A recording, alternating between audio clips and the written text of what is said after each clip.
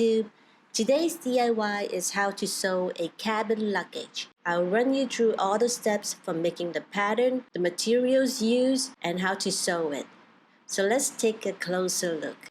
It has two handles, one on the side and one on the top, and two adjustable straps to help secure and hold up the load. The straps and the back area are padded. So this is how it looks like. It's a landscape mode backpack. I've also added luggage tags. There's two holes here. That's because when I first planned it out, I wanted to install it onto a trolley, but I couldn't find a trolley that would fit it. So I did this instead. And it works. It looks great. So inside, you can fit several packing cube-y things. I actually use laundry bags as my packing cube, and it's quite efficient. I can switch the dirty clothes into the laundry bag, and when I come home, I just throw them into the washing machine. So there's also a double zipper, and at the bottom of the bag, there's a clip so that you can lock the zipper in place. And all around the bag, you see these slots. I have these plastic thingies inside. They help the bag retain the shape without adding extra bulkiness and weight. So the inside looks like this. The slots are made from magic tape, Velcro. So that means that you can stick things that have a Velcro backing onto the side of the bag if you want. So let's begin. We're going to build this whole bag based on this rectangle. Fold it over twice and round the corners. When we cut it, we will get uniform corners on all sides. And that's the pattern. That's it. It's crazy easy. Now using that paper pattern, we cut these top pieces. We will cut 1.5 centimeters away from the paper pattern all around to create the seam allowances. The material I'm using is this printed canvas with these cute llamas all over them. Next is this black Oxford. So the back is coated with PVC, making it water resistant. It also doesn't fray that much. And the last fabric is this spongy fabric. So I use it for the lining and all the padding. So to create the base, we trace the paper pattern onto the Oxford fabric and extend all the sides by 17.5 centimeters. So you will get a side that is a finished side that is 16 centimeters deep, which is a good size to put your clothes in and also carry as a backpack. So before cutting out, remember to add the seam allowances on all the corners. The pattern works like this. When you sew all the corners together, it will create a box. And one more thing, you see that the base is a true rectangle, as the top's corner are all rounded, so there will be a difference of 0.5 centimeters on all the corners. It doesn't seem a lot, but when you add up all the corners, the size difference becomes 2 centimeters. So this will create a bulge in the zipper when you join the top piece and the base piece together. When you sew up the sides, taper the stitch line inwards a bit to compensate for this size difference.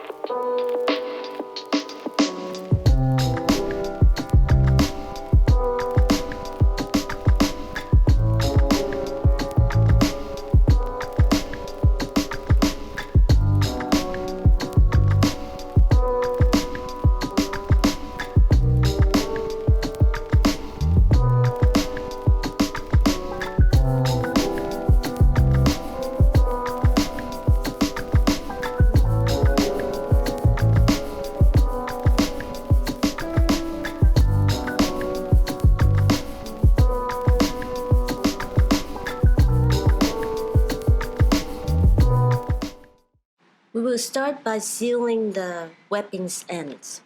This is an important step because it melts the vertical and horizontal strands together. If it's not done, there is a chance that the horizontal strands will unravel and you will have only the long strands left, and it will pull off the bag, even if your stitches are tight. The shoulder area of my straps are 40 centimeters long and it feels a bit short, so 60 would be a better length. To assemble, place both pieces with the right sides facing each other and then the padding on top. This is a lightly padded strap. If you want to insert a thicker padding, I would recommend sewing them with the right sides facing out and the padding sandwiched between them. Then you finish the sides with bias tape. It would be too hard to turn the strap if the padding is too thick. Sew down the sides and leave the ends open.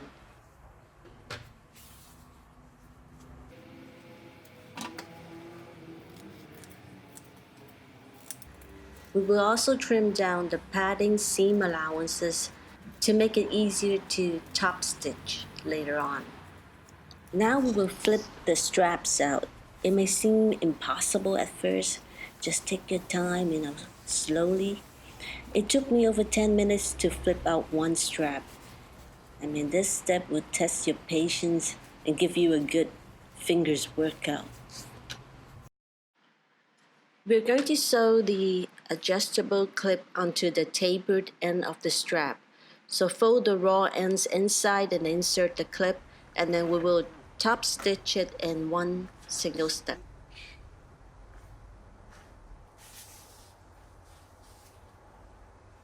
These are the tabs that will hold the adjustable length of the strap. So if I were to do this differently, I would leave the ends a bit longer there, because it's going to hold a lot of weight. We're going to sew down the two sides of the triangle and leave the base open. Cut off the pointy corner so that when we flip it over, it will lay flat. Now top stitch the two sides and your adjustable tabs are done. This part is the padding of the bag. So we're going to sew around it, leaving a hole, and after we flip it out, what do? We top stitch it. I also added some vertical lines just to make it less puffy. So we've made all these parts and now it's assembling time. Over here I've marked all the midpoints and all around the bag. I will use that as a guide to center the padding to the back of the backpack. When you use the centering method, you don't have to measure and everything will look symmetrical. We're going to pin down the strap. They have to angle outwards a bit. If I were to do this differently, I will move the two straps closer together. This will make carrying the bag more comfortable. We will sew a box with an X inside to further reinforce the strap. The tabs will be in that position with the straps pointing upwards.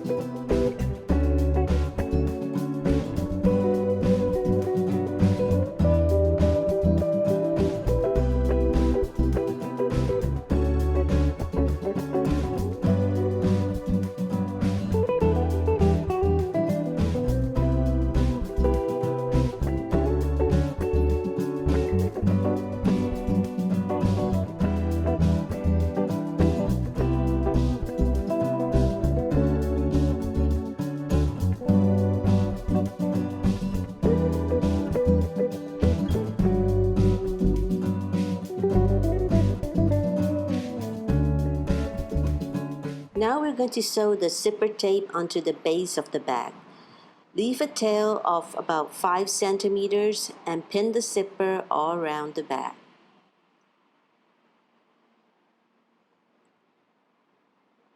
We will use the zipper foot for this. When you reach the seams, open them up and pin them down. As you can see, it is very bulky in this area, so you need to open them up so that it'll be easier for your sewing machine to sew.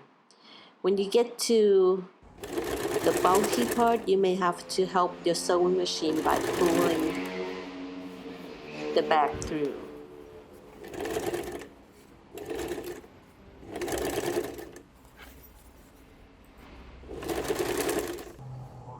That will be the bottom part, and we have our double zipper installed.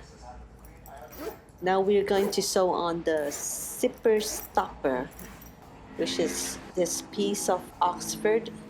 I've already folded the sides 1 centimeter and top stitch over it. And we're also going to sew some slots to put in these plastic bonings.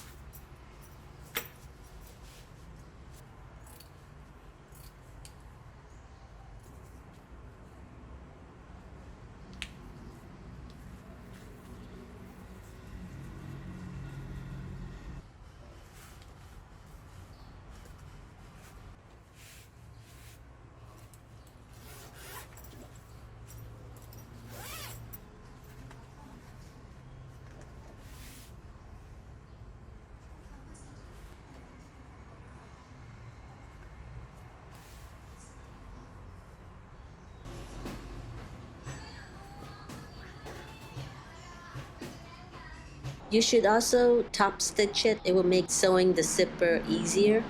Over here, I'm using the back side as a guide to find the midpoints. And I mark each of them with a pin, and I did the same with the bag's cover. So with the correct sides facing, I pin the cover to the long side of the bag. That's the side that doesn't have the zipper stopper piece. Then we will just sew this side down first. Unzip the zippers and continue pinning down the sides using the midpoints as reference. The sewn side will act as a guide so that the zipper band won't get twisted.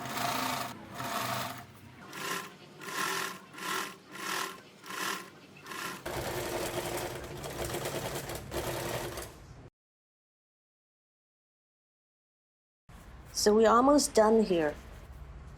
This piece will be the handles. So the width will be your preferred handle width, multiply that by 4. and the length will be your preferred length plus about 10 centimeters. I made mine to fit in between the slots and it came out a bit tight, but they're just used for pulling the bag around and not actually for carrying the bag. For the backpack straps, you will have to sew it flush to the top of the bag, so this will make it easier to carry. Over here are the adjustable straps. So when you tighten them, they will help pull the weight upwards towards your shoulders. It's just an additional step to make carrying your bag more comfortable. So that's how I make my cabin luggage, and I hope you like it. If you have any questions, you can ask me in the comments below. And thanks for watching.